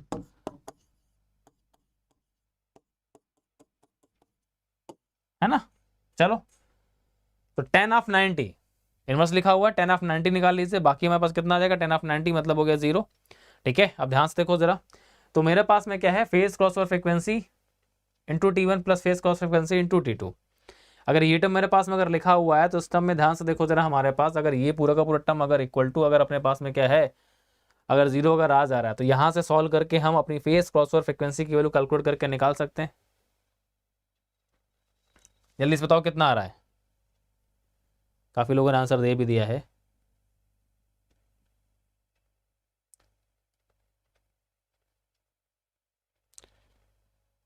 हाँ ठीक है, वेरी गुड, ठीक है। तो फेज क्रॉसओवर फ्रीक्वेंसी की वैल्यू आप सभी ने निकाली होगी, कितनी हमारे पास आ रही है, that is 1 over root of T1 T2, बिल्कुल सही है, 100%, वेरी गुड, ठीक है ना। कौन सा ऑप्शन सही है, A part is the right option, A part is the right option. चलो बाकी आपको वहां पर नॉर्मली इमेजिनरी के टर्म में लिखने की जरूरत नहीं है, सिंपली आपको 1 लाइन के अंदर आंसर निकालना पता है, ठीक है ना। आप उसके हिसाब से अपना आंसर निकालो, जितना जल्दी हो सकता है क्वेश्चन अपना आंसर सॉल्व करने का ट्राई किया करो, जितना कम स्टेप में आप आंसर निकाल सकते हो उतना जल्दी आंसर निकालने का ट्राई किया करो, लेकिन ध्यान रखा करो कि आपका आंसर जो है ना गलत ना होने पाए जल्दबाजी के चक्कर में। चलो जी अगला क्वेश्चन देखिए, आपके स्क्रीन पर है, सेम ब्रांच से ही क्वेश्चन है, इलेक्ट्रॉनिक्स का ही क्वेश्चन है, इसी साल का क्वेश्चन है हमारे पास में। The following block diagram RS and DS are two inputs, हमारे पास दो इनपुट्स हैं, ठीक है ना, one is RS and one is DS, ठीक है। मेरे को नहीं पता है, ऑब्वियसली आप सबको पता है, डायग्राम देख के तो बता सकते हैं कि एक्चुअली है क्या, RS क्या DS क्या, आप सबको पता है। The output YS is express as Y is equal to G1R plus G2D। G1 and G2 की वैल्यू हमें यहां से कैलकुलेट करके निकालनी है, हमें यहां से G1 और G2 की वैल्यू को कैलकुलेट करके निकालना है। देखते हैं कितने लोग इसका राइट आंसर निकाल सकते हैं बिना पेन चलाए। पहला चैलेंज है, बिना पेन चलाए आपको इसका आंसर निकालना है, ठीक है। पहला चैलेंज आप सबके लिए है कि इस क्वेश्चन का आंसर बिना पेन चलाए निकालना है, फिर पेन चला के तो आप निकाल ही लोगे।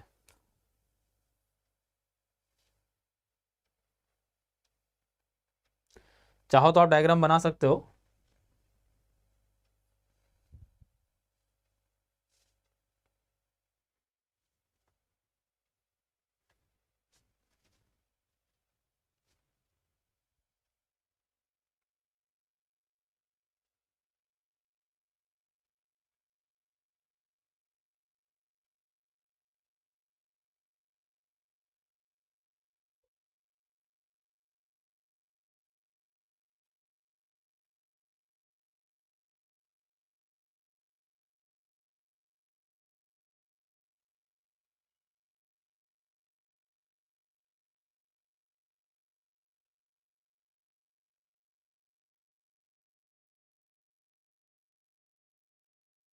मैं वेट कर रहा हूं भाई।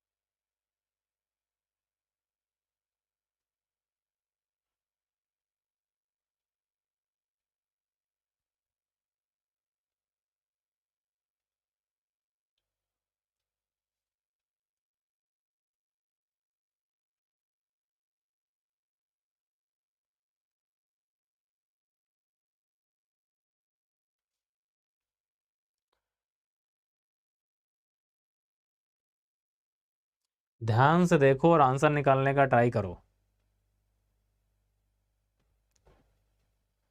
ध्यान से देखो और आंसर निकालने का ट्राई करो।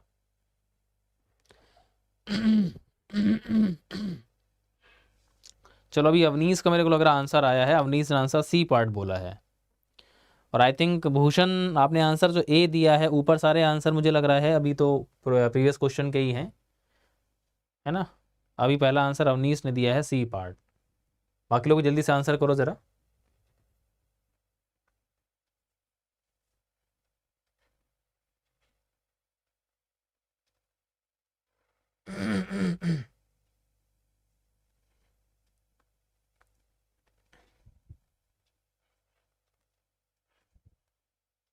लूप सॉल्व करना बताया था मैंने।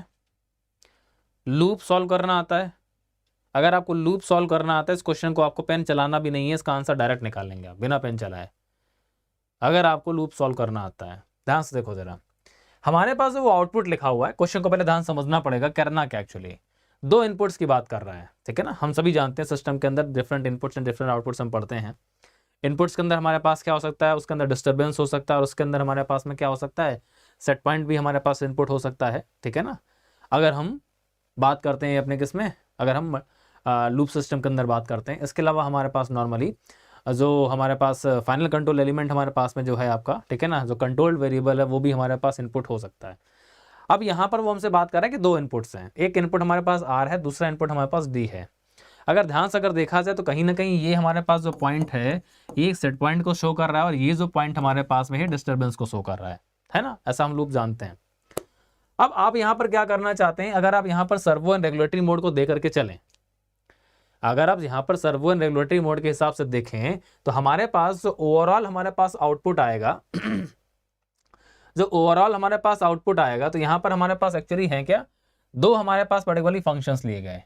पहला जो अगर हम बात कर रहे हैं किसके रिस्पेक्ट में, अगर हम आर मतलब सेट पॉइंट के रिस्पेक्ट में अगर बात कर रहे हैं, तो इसके रिस्पेक्ट में जो हमारे पास आउटपुट आ रहा है आर, और वाई के रिस्पेक्ट में जो आउटपुट आ रहा है, तो वो लिखा गया यहाँ पर G1s, और वही वैल्यू हमसे जानना चाहता है। दूसरा y और d के रिस्पेक्ट में जो हमारे पास आउटपुट आ रहा है वो कितना, हमारे पास में कितना, दैट इज G2s, या फिर आप बोलें कि हमारे पास ट्रांसफर फंक्शन, ठीक है ना। y इनपुट और आउटपुट हमारे पास अगर बात कर रहे हैं, ये अगर हमारे पास इनपुट और ये अगर हमारे पास आउटपुट है, तो हमारे पास साफ दिख रहा है ये हमारा ट्रांसफर फंक्शन है, because output is equal to होता है, ध्यान सुनना जरा, आउटपुट इज इक्वल टू होता है, अगर ये आउटपुट है तो आउटपुट इज इक्वल टू हमारे पास में क्या होता है, that is input times transfer function, है ना। अगर ये हमारा आउटपुट है तो ये क्या लिखा हुआ है, इनपुट टाइम ट्रांसफर फंक्शन, इधर भी लिखा हुआ है इनपुट टाइम ट्रांसफर फंक्शन। तो हमें ये दोनों ट्रांसफर फंक्शन निकालने, G1 G2 हमें चाहिए। अब यहां पर अगर ध्यान से देखो जरा, तो एक्चुअली हमारे पास में ये दो इनपुट्स की वजह से हमारे पास ओवरऑल जो आउटपुट आएगा कैसे डिफाइन करोगे। तो आप सिंपली एक बार सर्वो मोड अगर ले लेते हो, तो सर्वो मोड लेने से हमारे पास में क्या है, आप डिस्टर्बेंस हमारे पास जो है डिस्टर्बेंस को क्या करते हैं, बिकॉज चेंज डिस्टर्बेंस में नहीं होता सर्वो मोड में, सेट पॉइंट में चेंज हमको मिलता है। बिकॉज अगर मैं सर्वो मोड की बात करूँ, डिस्टर्बेंस में 0 कर दूं मैं, ठीक है ना, तो मेरे पास सिर्फ ये लूप बचेगा। ध्यान से देखेंगे बेटा,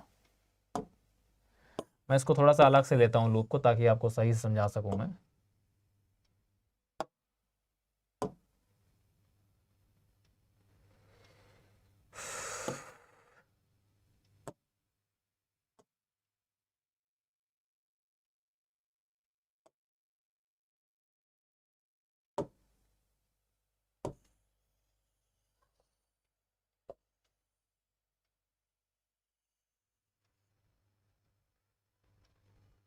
चलो जी, इसको देखना ध्यान से, है ना, अभी मजा आएगी। देखो जी, अगर मैंने आपसे क्या बोला कि अगर मैं सर्वो मोड की बात कर रहा हूं, तो पहला लूप, देखो पेन नहीं चलाना बिल्कुल भी आपको, तो इसको भूल जाओ। सर्वो मोड के अंदर डिस्टर्बेंस हमारे पास होता नहीं, डिस्टर्बेंस चेंज इन डिस्टर्बेंस 0। तो अगर मैं इनपुट की बात करूं, सेट पॉइंट की अगर बात करूं, अगर ये मेरा अगर इनपुट है, तो मैं क्या करता हूं, इसको छोड़ करके अपना, अब यहां पर अगर मेरे को ट्रांसफर फंक्शन लिखना है सर्वो मोड के लिए, तो वैल्यू हमारे पास क्या आती है, जो डिनोमिनेटर हमारे पास होता है, डिनोमिनेटर हम कैसे लिखते हैं, डिनोमिनेटर हमारे पास होता है कि पूरा इनपुट से लेकर के आउटपुट के बीच में जितने भी ट्रांसफर हमारे पास में ट्रांसफर फंक्शंस हैं, उनका हमारे पास प्रोडक्ट, यही होता है। अगर मैं सर्वो मोड के लिए ट्रांसफर फंक्शन लिखना चाहता हूं, अगर वो अगर G1 है, तो मैं कैसे लिखूंगा, इनपुट से लेकर के आउटपुट के बीच में जितने भी हमारे पास ट्रांसफर फंक्शंस हैं, उनका प्रोडक्ट। तो इनपुट से लेकर के आउटपुट के बीच में जितने भी ट्रांसफर फंक्शन, उनका प्रोडक्ट। तो सिर्फ एक ट्रांसफर फंक्शन है, वो मेरे पास आ गया, दैट इज न्यूमरेटर। डिनोमिनेटर क्या होता है? डिनोमिनेटर होता है 1 plus open loop transfer functions. तो ओपन लूप को कैसे सॉल्व करते हैं? ओपन लूप हमारे पास में क्या होता है कि विद इन द लूप हमारे पास जितने भी ट्रांसफर फंक्शंस होते हैं उनका प्रोडक्ट, यही होता है विद इन द लूप। अब देखिए जरा, अगर मैं यहां से यहां तक की बात कर रहा हूं तो इसके बीच में जो भी लूप बन रहा है, तो मेरे पास लूप देखिए ये बन रहा है बड़ा वाला लूप। इस अगर मैं बड़े वाले लूप की अगर मैं बात कर रहा हूं तो इस बड़े वाले लूप के हिसाब से देखिए जरा, मेरे पास जो ट्रांसफर फंक्शन मेरे को मिल रहा है सिर्फ जीएस मिल रहा है। लिख दिया मैंने जीएस, ठीक है ना, मैंने इतना लिख दिया। अब जरूरी नहीं सर कि यही लूप हो मेरे पास में, बिकॉज यहां से यहां तक जाने में जरूरी थोड़ी ना है कि यही लूप हो। सर मेरे पास यहां से यहां पर जाने में मेरे पास एक लूप तो ये भी बन रहा है, छोटा वाला लूप। अगर ये एक लूप बन रहा है तो यहां पर मेरे पास देखो जरा वैल्यू कितनी आ जाएगी, ट्रांसफर फंक्शन की वैल्यू कितनी आ जाएगी। सो जीएस प्लस कितना आ जाएगा। अगर ये अगर मैं लूप की बात करूंगा छोटे वाले की, तो ट्रांसफर फंक्शन का प्रोडक्ट मतलब जीएस इंटू का एचएस। सो प्लस आ जाएगा मेरे पास में जीएस इंटू का एचएस। इतना बताओ जरा, सबको समझ में आया? हाँ जी, समझ आया कि नहीं आया? लूप वाला सॉल्व करना समझाया है मैंने। तो पहले मैंने बड़े लूप के लिए क्या कर लिया, लिख लिया, फिर मैंने छोटे लूप के लिए लिख लिया। क्लियर है? अब ये तो आ गया मेरे पास पहले वाले प्रोसेस के लिए। अब अगर जो दूसरा प्रोसेस मेरा है, जहां पर मैं इनपुट अगर क्या लेता हूं, डिस्टर्बेंस को लेता हूं, अगर मैं रेगुलेटरी मोड की बात कर लूं सपोज, तो वहां पर क्या है, सेट पॉइंट में चेंज 0 होता है। रेगुलेटरी मोड में डिस्टर्बेंस में चेंज मिलता है, सेट पॉइंट में चेंज 0 होता है। तो उस केस में हमें क्या करना पड़ेगा, उस केस में इस इनपुट की नीड नहीं है हमें, उस केस में इस इनपुट की नीड नहीं है, ठीक है। तो डिस्टर्बेंस हमारा जो है, अब यहां पर क्या करते हैं, डिस्टर्बेंस से लेकर के आउटपुट तक जाते हैं।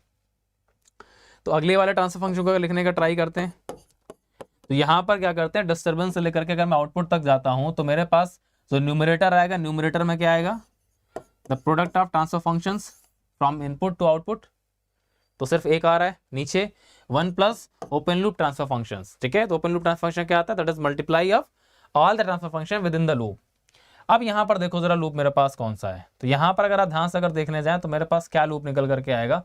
तो एक लूप मेरे पास में क्या हो सकता है, अगर मैं इसके लिए बात करूं तो एक लूप मेरे पास निकल करके आ सकता है, कौन सा, ये वाला, ये कंप्लीट लूप है।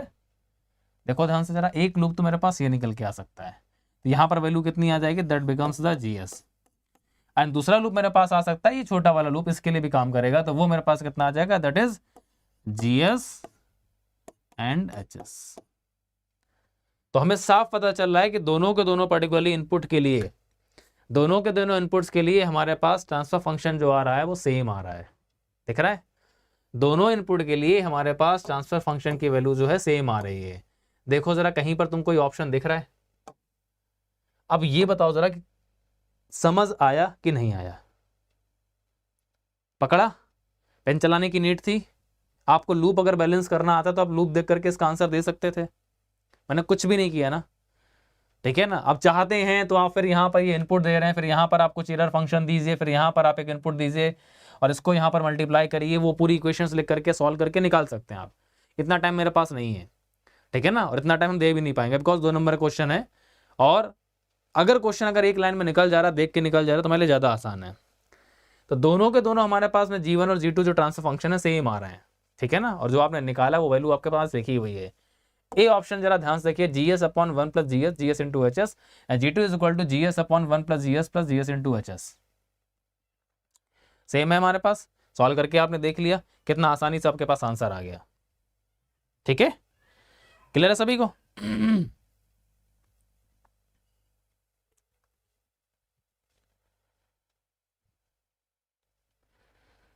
चलो आगे बढ़ा जाए फिर। ए पार्ट हमारा राइट आंसर है।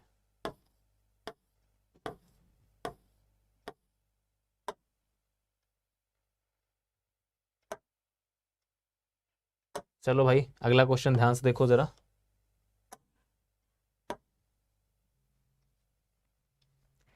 इसको सॉल्व करने का ट्राई करेंगे जरा। क्या बात कर रहा है, हमसे बात कर रहा है close loop system is shown in the figure where k is greater than 0 and alpha is greater than 0, ठीक है ना। हमारे पास कोई एक क्लोज लूप सिस्टम की बात कर रहा है जहां पर k और अल्फा दो हमारे पास कोई कांस्टेंट्स है सपोज मान लीजिए, ठीक है ना। और वो दोनों के दोनों क्या पॉजिटिव कांस्टेंट्स हैं।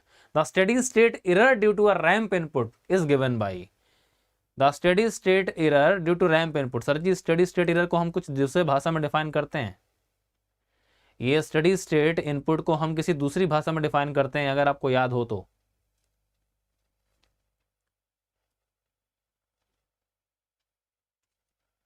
क्या बोलते हैं इसको?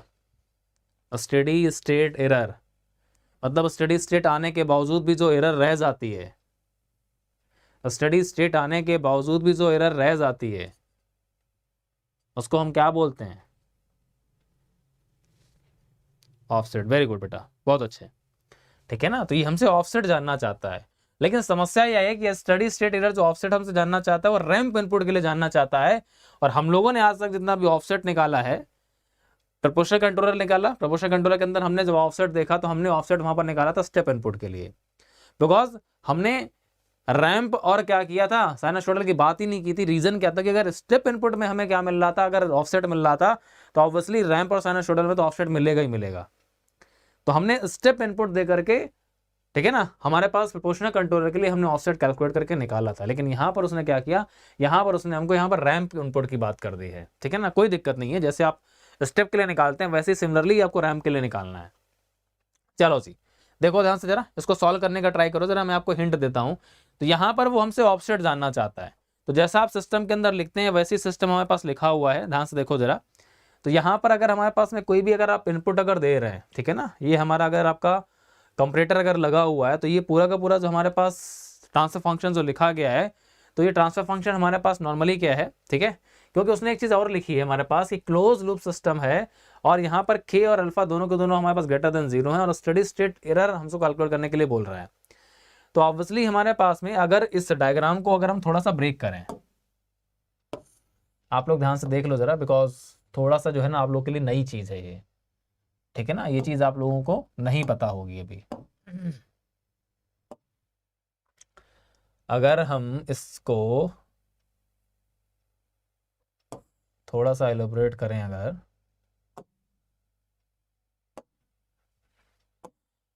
ठीक है, तो वो जो आपके पास सिस्टम जो दे रहा है, रीजन क्या है कि हमारे पास में जो भी आप सिस्टम का इस्तेमाल कर रहे हैं, तो वहां पर हमारे पास में क्या है, बिकॉज ये फीडबैक सिस्टम हमारे पास में है, तो यहाँ पर अगर मैं ये मान के चलता हूँ कि हमारे पास ऑब्वियसली हमने जब भी डिफाइन किया था ऑफसेट को, तो हम लोगों ने यूनिटी फीडबैक के लिए ही डिफाइन किया था, ठीक है ना। तो यहाँ पर अगर मैं ये मान के चलता हूँ कि हमारा अगर यूनिटी फीडबैक अगर है समथिंग लाइक दिस,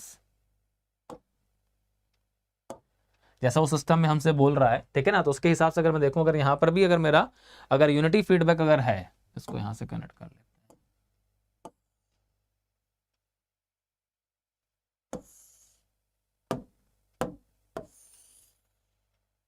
चलो ठीक है। अगर इस तरह से हमारे पास में क्या है, अगर काम हो रहा है तो यहाँ से हमारे पास कोई एक इनपुट आ रहा है, आर लिखा हुआ है, मैंने आर ही लिख दिया, प्लस एंड माइनस है हमारे पास में। अब सपोज मान लो हमारे पास में क्या है कि कोई भी अगर हमारे पास अगर वो रैंप फंक्शन के लिए जब बात करता है, तो रैंप फंक्शन के लिए हमारे पास में क्या है कि अगर हमारे पास and that is GS process के लिए हमारे पास ट्रांसफर फंक्शन आपको दे रहा है। एम हमारे पास में क्या है, एम हमारे पास नॉर्मली आपके पास मैग्नीट्यूड है, ठीक है ना, मेजरिंग वेरिएबल का। तो रैंप के लिए कैसे निकालते हैं ऑफसेट की वैल्यू, तो उसके लिए डायरेक्टली मैं आपको फॉर्मूला बता दे रहा हूं, उस फॉर्मूले को आपको याद रखना है, ठीक है ना। रैंप के लिए ऑफसेट हम कैसे निकालते हैं, तो उसके लिए सिंपली हमारे पास फॉर्मूला निकल करके आता है कितना, that is limit S tends to 0, ध्यान से देख लेना, लिमिट एस टेंस टू 0 और 1 over S M S into का जी एस। तो हमने एम अभी इंट्रोड्यूस किया ना वहां पर ऊपर लूप के अंदर में,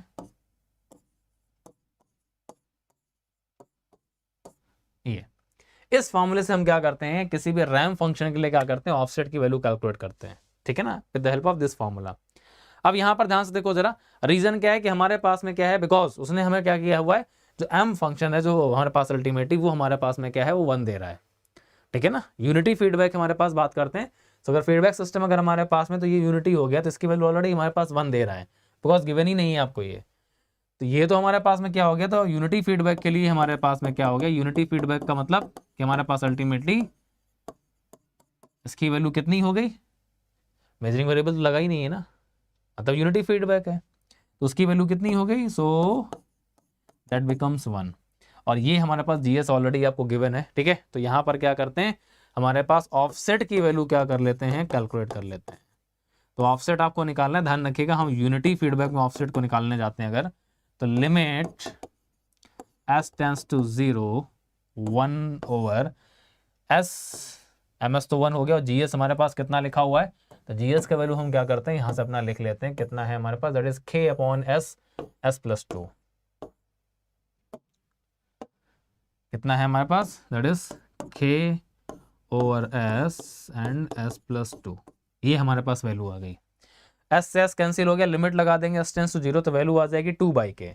तो ऑफसेट की हमारे पास वैल्यू यहाँ से दिख रही है, जो ऑफसेट की जो वैल्यू आ रही है दैट इज 2/k है, ठीक है ना। क्या बात कर रहा है वो, ऑफसेट हमसे जानना चाहता है, कहाँ पर ऑफसेट जानना चाहता है, रैंप इनपुट पे। देखो ध्यान से जरा, लिखा हुआ है क्वेश्चन के अंदर, उसने बोला है कि हमें ऑफसेट चाहिए due to a ramp input, जहां पर हमारे पास उसका मैग्नीट्यूड कितना है। तो रैंप इनपुट का हमारे पास जो मैग्नीट्यूड है कितना है, दैट इज अल्फा है, अल्फा इज द मैग्नीट्यूड, हम सभी जानते हैं, है ना। अल्फा जो है हमारे पास रैंप इनपुट का मैग्नीट्यूड है। तो जो रैंप इनपुट का मैग्नीट्यूड है उसको यहाँ पर मल्टीप्लाई कर दीजिए, जिससे हमारे पास में क्या, रैंप इनपुट के लिए हमारे पास में क्या, जो एग्जैक्ट ऑफसेट है वो आ जाएगा, ठीक है ना। तो खत्म चीज। तो अभी यहाँ पर क्या करिए, जो ऑफसेट आप लिख रहे हैं तो उसको रैंप इनपुट के लिए लिख लीजिए।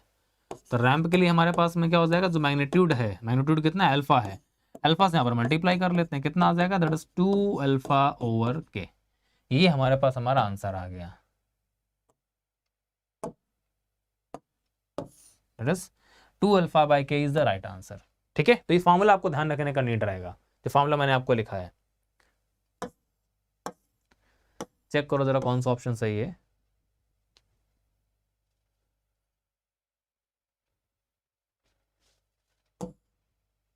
ए ऑप्शन यहां पर राइट है, ठीक है ना, ए इज द राइट ऑप्शन। अभी तक जितने भी क्वेश्चंस हम लोग सॉल्व कर रहे हैं सबके आंसर ए ही आ रहे हैं, क्यों। अभी तक जितने भी क्वेश्चंस हम लोगों ने सॉल्व किए हैं सबके आंसर ए आए हैं।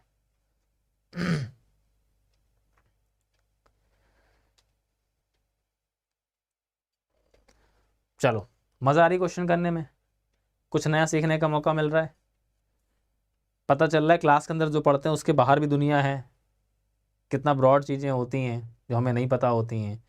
आपको डरने की ज़रूरत नहीं है, ये रैंप इनपुट के लिए क्वेश्चन आज तक हमारे गेट एग्जाम में नहीं आया, केमिकल में नहीं आया, तो आएगा नहीं, लेकिन सीख जाएंगे तो कुछ नहीं जाने वाला। तो एटलीस्ट बाई चांस अगर कभी आ गया, ठीक है ना, एग्जामिनर का दिमाग अगर घूम गया, बाई चांस उसने अगर दे दिया, तो एटलीस्ट आप उसका आंसर निकाल तो सकें। कितना आसान क्वेश्चन था, कुछ नहीं था इसके अंदर में, लेकिन आपको अगर जानकारी नहीं है तो आप नहीं कर पाओगे, ठीक है ना। तो इसलिए हर चीज़ पता होनी चाहिए, ठीक है। तो इस फॉर्मूले को आप ध्यान रखिएगा। चलो जी, तो आज की क्लास हम लोग छोटी ही रखने वाले हैं, बिकॉज आज आपका फर्स्ट लेक्चर है। कल से इस क्लास को मैं थोड़ा सा एक्सटेंड करूंगा, लंबी लेके चलूंगा, ठीक है ना। तो मेंटली प्रिपेयर होकर के आइएगा, और बिकॉज मॉर्निंग भी अपना क्लास होगा, मैकेनिकल ऑपरेशन ऑलरेडी चल रहा है, ठीक है। तो आपको टाइम अपना बहुत अच्छे से मैनेज करना है। मॉर्निंग आप मेरे साथ अपनी क्लास स्टार्ट करेंगे, और इवनिंग में मेरे साथ आप डे एंड करेंगे, ठीक है। तो कल से हम इस क्लास को और एक्सटेंड करेंगे, अप्रॉक्सीमेटली 1.5 और अप्रॉक्सीमेटली 2 आवर्स तक इस क्लास को हम लेके चलेंगे। आज इस क्लास को मैं इतना ही रख रहा हूँ, ठीक है।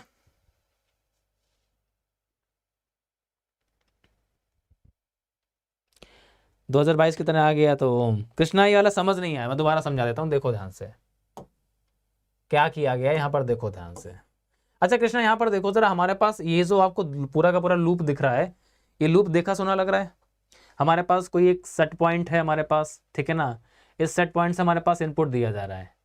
सेट पॉइंट को हम चेंज कर सकते हैं ना, तो हमारे वहाँ पर क्या है, सपोज मान लो अगर वहाँ पर हम कोई इनपुट दे रहे हैं, इनपुट कैसा है, रैंप इनपुट है। अब यहाँ से जो आप इनपुट दे रहे हैं, दूसरा हमारे पास यहाँ से जो फीडबैक आ रहा है, दिख रहा है फीडबैक सिस्टम है ना, देखो हमारे पास फीडबैक आ रहा है यहाँ से। तो जो फीडबैक हमारे पास आ रहा है यहाँ पर बीच में कहीं भी हमारे पास मेजरिंग एलिमेंट नहीं है ना, है कहीं भी नहीं है। ऐसे जो फीडबैक सिस्टम होते हैं उनको बोलते हैं यूनिटी फीडबैक सिस्टम। क्या बोलते हैं, यूनिटी फीडबैक सिस्टम। तो जो मेजरिंग हमारे पास एलिमेंट होता है उसका ट्रांसफर फंक्शन हम क्या लेके चलते हैं, यूनिटी लेके चलते हैं, 1 लेके चलते हैं, बिकॉज 1 से किसी भी चीज में मल्टीप्लाई करिए वो वैल्यू वही रहती है, ठीक है ना। इसलिए हमारे पास क्या बोलते हैं, उसको यूनिटी फीडबैक सिस्टम बोलते हैं। तो ये हमारे पास हो गया एरर सिग्नल हमारे पास पहुंचेगा किसके पास में, अब यहाँ पर बीच में हमारे पास कंट्रोलर और बाकी सारे devices, control valve, then process लगा होगा, लेकिन उसने पूरी उस सिस्टम का कंट्रोल और प्रोसेस सबको मिला करके उसने हमारे पास क्या दे दिया, ट्रांसफर फंक्शन को दे दिया, कोई दिक्कत नहीं है। ठीक है, तो हमारे पास जब हम बात करते हैं अल्टीमेटली अपने किसी भी रैंप इनपुट के लिए, जब हमें क्या करना होता है, ऑफसेट निकालना होता है। बिकॉज नॉर्मली हम लोगों ने जब ऑफसेट निकाला था किसके लिए, स्टेप इनपुट के लिए, उसका फॉर्मूला पता होगा आपको। जब स्टेप इनपुट के लिए हम ऑफसेट निकालते हैं वो फॉर्मूला हम जानते हैं। मैं रैंप इनपुट की बात कर रहा हूँ, तो रैंप इनपुट के लिए बेटा हम क्या करते हैं, रैंप इनपुट के लिए हम इस फॉर्मूले का इस्तेमाल करते हैं। ठीक है ना, तो जो मेजरिंग वेरिएबल हमारे पास में, तो उस मेजरिंग वेरिएबल को हमने क्या मान लिया, because that is unity feedback system, तो वो हमारे पास क्या हो गया, 1 हो गया। तो रैंप इनपुट के लिए ऑफसेट निकालने के लिए हम इस फॉर्मूले का इस्तेमाल करते हैं। दिस इज द फॉर्मूला जो आपके सामने मैंने लिखा है। इस फॉर्मूले की हेल्प से हम क्या कर सकते हैं, रैंप इनपुट के लिए हम ऑफसेट निकाल सकते हैं। ठीक है, तो बिकॉज यूनिटी फीडबैक सिस्टम है, तो हमारे पास ये जो हमारे पास टर्म लिखा गया है आपके पास, उसकी वैल्यू कितनी होगी, दैट बिकम्स 1। तो क्या बचेगा टर्म, सिर्फ मेरे पास बचा S times of G S. S और जी एस जो था हमारे पास ट्रांसफर फंक्शन प्रोसेस को जो लिखा था वो मैंने यहाँ पर लिख दी, के upon S times of S plus 2। S से एस हमारे पास यहाँ पर क्या हो जाएगा, कैंसिल हो जाएगा। ठीक है, एस से एस मेरे पास कैंसिल हो जाएगा। अब हम लिमिट अगर लगा देंगे एस टेंस टू 0, तो हमारे पास एस की वैल्यू 0 हो जाएगी, तो वैल्यू क्या बचेगी, k/2। तो 1 अपॉन k/2 मतलब रेसिप्रोकेट कर देंगे, 2/k हो गया। ठीक है, ऑफसेट हमारे पास जो आया वो आपका 2/k आया यूनिटी फीडबैक सिस्टम के। लेकिन अगर रैंप इनपुट की बात कर रहा है, तो रैंप इनपुट का एक मैग्नीट्यूड हमको दे रहा है, कितना है, अल्फा टाइम्स। रैंप इनपुट का मैग्नीट्यूड हमारे पास दे रहा है। जैसे आप रैंप इनपुट को ऐसे लिखते हैं ना, कैसे लिखते हो बेटा, रैंप इनपुट को ऐसे लिखते हो ना, रैंप इनपुट को अगर आप लिखना होता है आपको ऐसे लिखते हो ना, रैंप इनपुट होता है ये। तो ए क्या होता है आप जानते हो, ए हमारा क्या मैग्नीट्यूड है, उस रैंप इनपुट का मैग्नीट्यूड ए होता है, तो वो ए टाइम्स होता है। तो यहाँ पर क्या बोल रहा है, अल्फा टाइम्स है। अल्फा हमारे पास मैग्नीट्यूड था, तो वो वैल्यू हमारे पास दैट इज अल्फा। अगर आप इसको अगर ऐसे लिखोगे, अगर आप इसको लाप्लास ले लोगे तो क्या बन जाता है, दैट इज a/s²। तो वैसे ही वहां पर लिखा है अल्फा/s²। तो इसका मैग्नीट्यूड कितना ए है, इसका मैग्नीट्यूड कितना है, अल्फा है। रैंप इनपुट का मैग्नीट्यूड अल्फा है, तो मैंने ऑफसेट रैंप के लिए मैग्नीट्यूड से मल्टीप्लाई कर दिया, कितना आ गया, दैट इज 2α/k। खत्म, सिंपल है। ठीक है, चलो तो अभी आज मैं इतना ही रखता हूँ, बिकॉज क्वेश्चन तो बहुत सारे हैं, अभी मजा आने वाला है आपको, पूरा एंजॉय करने वाले हो आप लोग। ठीक है ना, अभी आपने अभी आज जो क्वेश्चंस किए हैं, सिर्फ आपने अभी तक आज 3 ब्रांच क्वेश्चंस किए हैं, 7 से 8 ब्रांच क्वेश्चंस आपको करने हैं। ठीक है, तो अब बिल्कुल कमर कस लीजिए, मज़ा आपको पूरा आने वाला है। बस एक मैं आपसे रिक्वेस्ट करूंगा कि आप जब भी क्लास के अंदर आइए अपने कॉन्सेप्ट्स को रिकॉल करके आइए। आप सबके पास में शॉर्ट नोट्स होंगे तो उन शॉर्ट नोट्स को रिकॉल करिए। ठीक है, फुल लेंथ आपके पास नोट्स हैं उनको रिकॉल करिए। आप जब रिकॉल करके आएंगे ना, क्वेश्चन करने में मज़ा आएगा आपको। नहीं तो आपके लिए यहाँ पर चीज़ें क्या होंगी, आपको सब अननोन लगेगा, सब नया लगेगा, सब टफ लगेगा, जबकि ऐसा कुछ है नहीं। जो क्वेश्चंस आपने आज किए होंगे वो क्वेश्चंस आपको आसान लगेंगे अगर आप अच्छे से पढ़ के आते हैं, आपको फॉर्मूले अगर रिकॉल हैं तो। ठीक है ना, तो है सब वही, कॉन्सेप्ट सारे आपके वही हैं, बस आपको क्या करना है, चीज़ों को ध्यान रखना है। ये है आपका सबसे बड़ा सरप्राइज जिसका मैं प्लान कर रहा हूँ, that is a rank improvement course. ठीक है ना, ये जो रैंक इंप्रूवमेंट कोर्स आपके लिए मैं लेकर के आ रहा हूँ, that is a single course and having the 5 subjects. ठीक है, एक सिंगल सब्जेक्ट, एक सिंगल कोर्स के अंदर में आपको 5 सब्जेक्ट का रैंक इंप्रूवमेंट कोर्स मिल रहा है। क्या कराने वाला हूँ, कैसे कराने वाला हूँ, और केवल 13 लेक्चर्स के अंदर कराने वाला हूँ, मतलब अलग लेवल चीज़ें मिलने वाली हैं आपको, जिसकी आपको सख्त ज़रूरत होती है एज अ प्लस स्टूडेंट। ये मैंने आपके लिए प्लान किया है। ठीक है ना, और इसका लिंक बहुत जल्द आपको मैं प्रोवाइड कर दूंगा। ठीक है, तो ये आप लोगों को कोर्स बहुत जल्द मैं स्टार्ट करने वाला हूँ, and that will be available only for the plus student. ये सभी प्लस के स्टूडेंट्स के लिए अवेलेबल होगा, 5 subjects in a single course, और वो भी रैंक इंप्रूवमेंट कोर्स है, तो कुछ ना कुछ आपके लिए बेहतरीन प्लानिंग है। ठीक है ना, तो इसके लिए बस कनेक्टेड रहिएगा, मैं लिंक आपको प्रोवाइड करूंगा एनरोल करने के लिए, तब आप एनरोल कर लीजिएगा। ठीक है, बाकी हीट ट्रांसफर एंड इसके साथ साथ fluid mechanics, mechanical operation, chemical technology, इन सभी के लिंक आपके पास अवेलेबल हैं, शीट्स अवेलेबल हैं, तो इनको प्रॉपर तरीके से आप अपने पास सेव करके रखिए। ठीक है ना, और जब भी आपको नीड होता है तो आप इनको प्रॉपर तरीके से क्या कर सकते हैं, आप इनको प्रॉपर तरीके से शेयर भी कर सकते हैं किसी के साथ भी। और दूसरा, आपके पास में जो भी PSUs का रिक्रूटमेंट का लिस्ट है वो आप सभी के पास अवेलेबल है, इसको भी सभी के साथ में शेयर करते रहिए। अवेलेबल ST का रिवीजन क्लास में स्टार्ट करूंगा। ठीक है, और मे बी मैं कल से ही स्टार्ट कर दूंगा, कल आपको दोपहर में लिंक मिल जाएगा, आफ्टरनून ही रखूंगा मैं। ठीक है, तो आफ्टरनून आपको लिंक मिल जाएगा।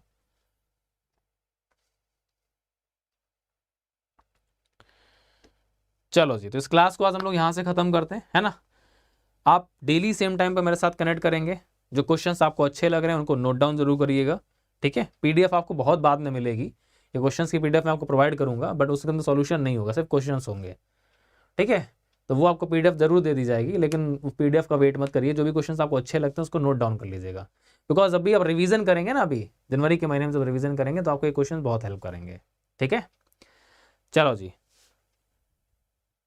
हाँ 3 PM बेटा, 3 PM Krishna, 3 PM okay. Night नहीं, 3 AM नहीं, 3 AM नहीं ले पाऊंगा क्लास, 3 PM। चलो तो कल सेम टाइम पे मुलाकात करेंगे, है ना। So thank you, goodbye, take care, good night, शुभ रात्रि, मस्त रहिए, स्वस्थ रहिए, थैंक यू।